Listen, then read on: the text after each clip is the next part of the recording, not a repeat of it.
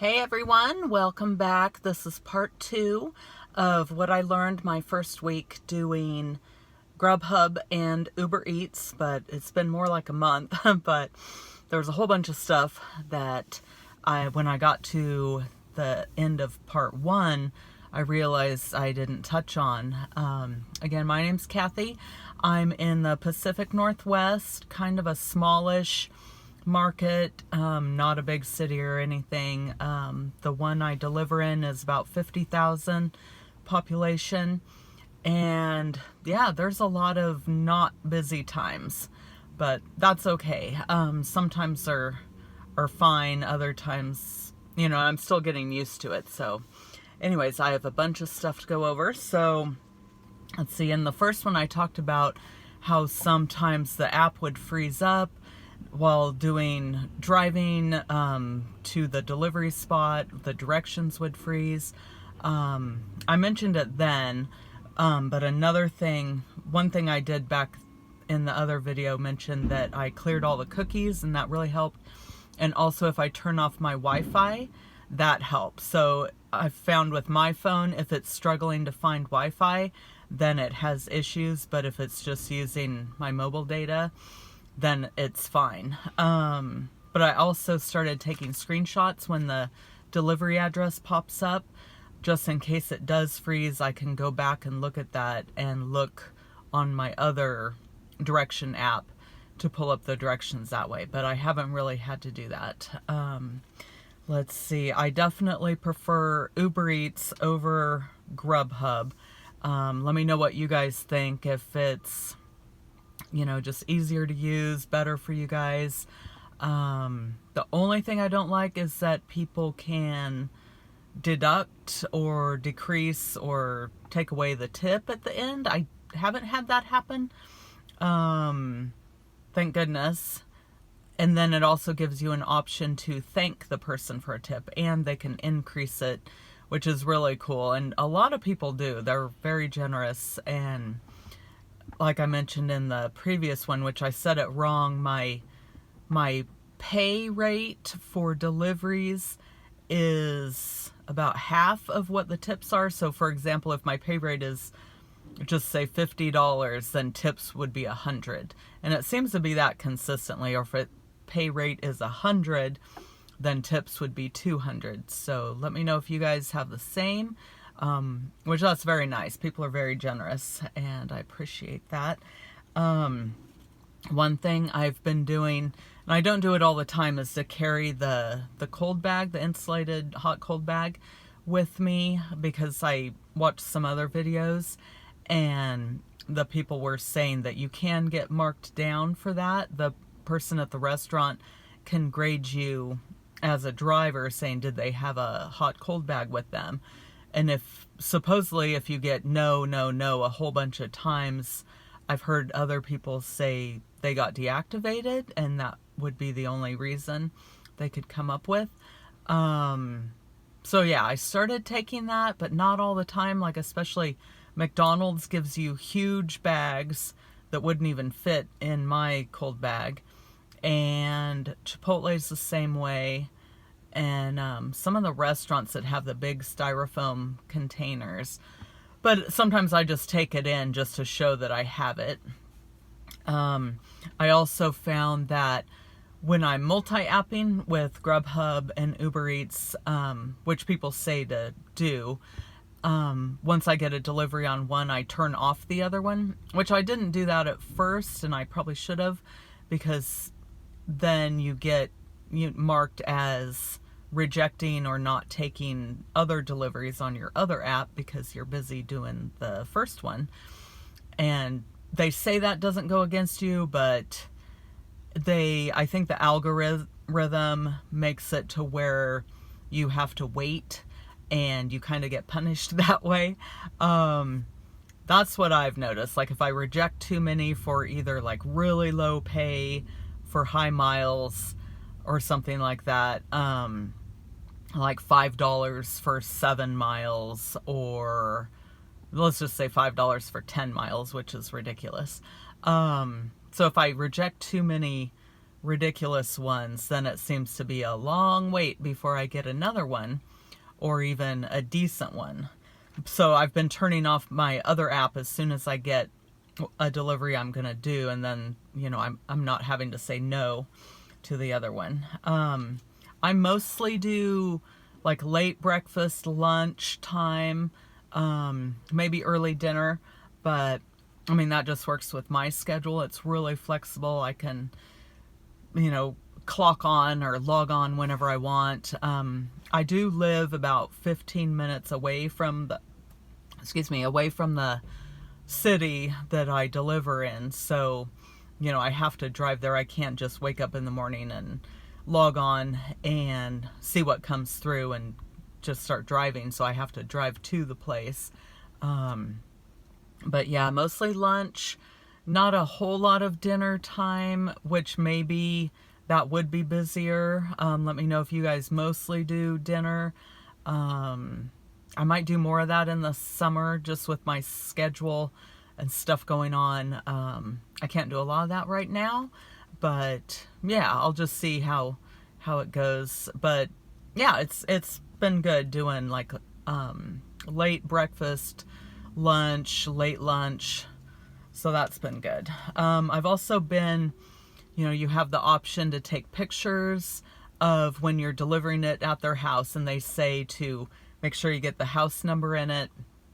And if you can't get the house number, at least get something that shows it's their front door and submit that. Once in a while, the app doesn't let you, like if you go too far ahead, I think on Uber Eats, it won't let you go back. You pretty much only have the option to hit delivered. Excuse me. And so if you go too far ahead, then that's your only option. You can't go back and take a picture and show. So I just hope that, oh gosh, I hope this isn't a person that says she never delivered it. But you can take a picture with your phone and just have that as a backup, which I've done that before too. Definitely read the instructions. I've had a lot of houses or apartments that say, do not ring the doorbell, don't knock, just leave it at the front door. Kids are sleeping or husband's sleeping or whatever, and which is fine. But usually I just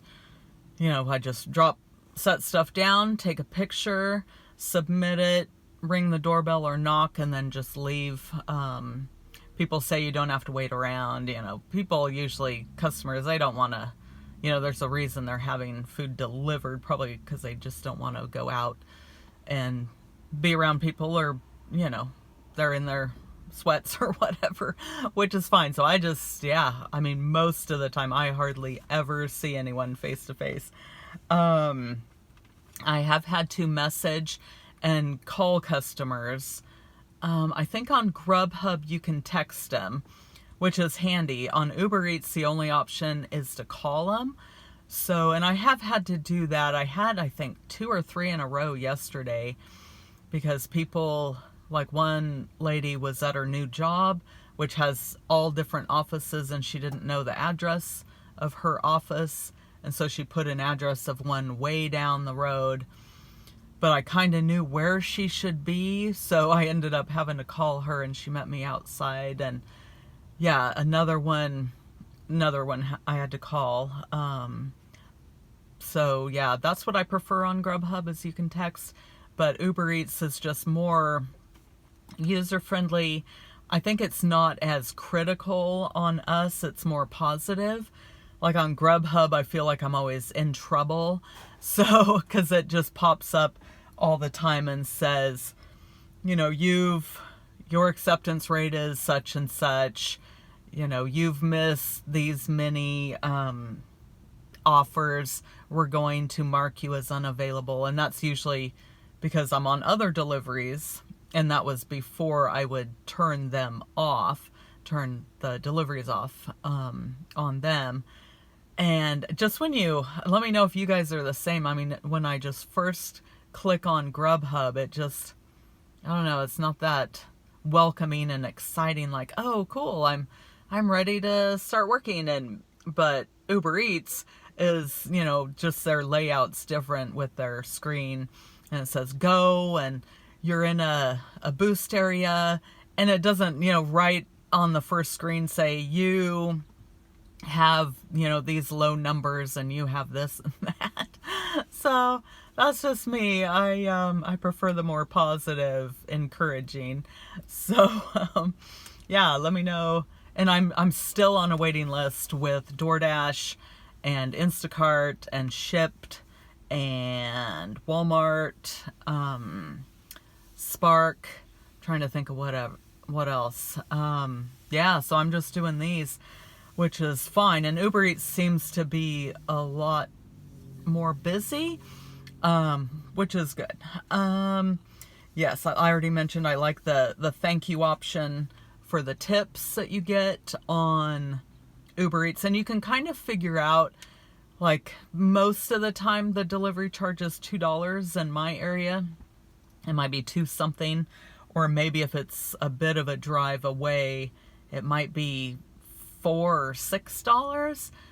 I don't have too many of those, but so you can kind of tell, okay, if the whole total is, let's say, $9 and 2 of that is the delivery charge, then it's probably a $7 tip, which is great.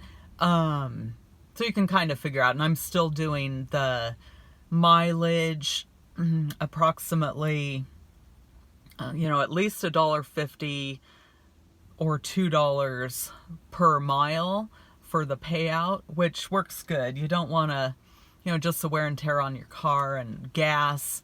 My gosh, I just filled up again yesterday, and I just have like a mid-sized SUV, not a huge one. Yeah, it's $50 every time. So, and I'm sure it's the same for you guys. Let's see. Let me know if you guys, with my phone, I don't want it to, the battery to die as I'm delivering. So I have different chargers. Like I got this, solar one, which is this brand. I don't know if you can see that. Z Gear. I got that at my local Kroger. It was around $20, maybe $24. But that works good. So I'll leave that on my dash. I do have to plug it in and charge it to get fully charged, but so I use that. And then I also have this Golf Buddy. My friend got this for me a few years ago, and you just plug in. And also I charge that at home, but yeah, usually I might use this one more just to keep my phone pretty highly charged. Sometimes it might get down to like 20%. I think one day I forgot both of those. And, and I don't want to, and that was when I was scheduling on Grubhub. And, that's going to look bad if you all of a sudden just close out and don't do deliveries anymore on your scheduled shift. So I try to have those always with me. And I've noticed also with the schedule, it's so hard to get since I'm still a newbie.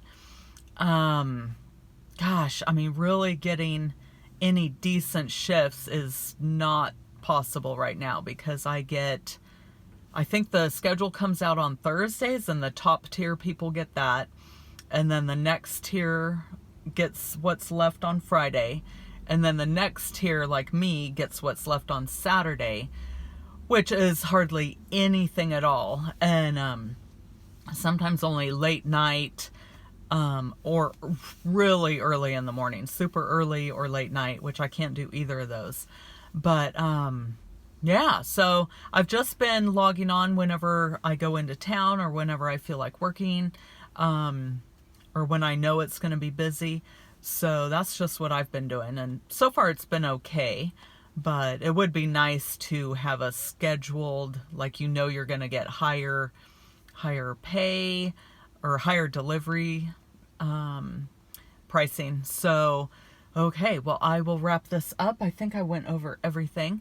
And yeah, let me know what you guys think, how your first week and first month has been with everything and all the different apps. And yeah, it's still a learning curve, but it's going good. All right. Well, we will meet again soon and have a good day. God bless everyone. Bye.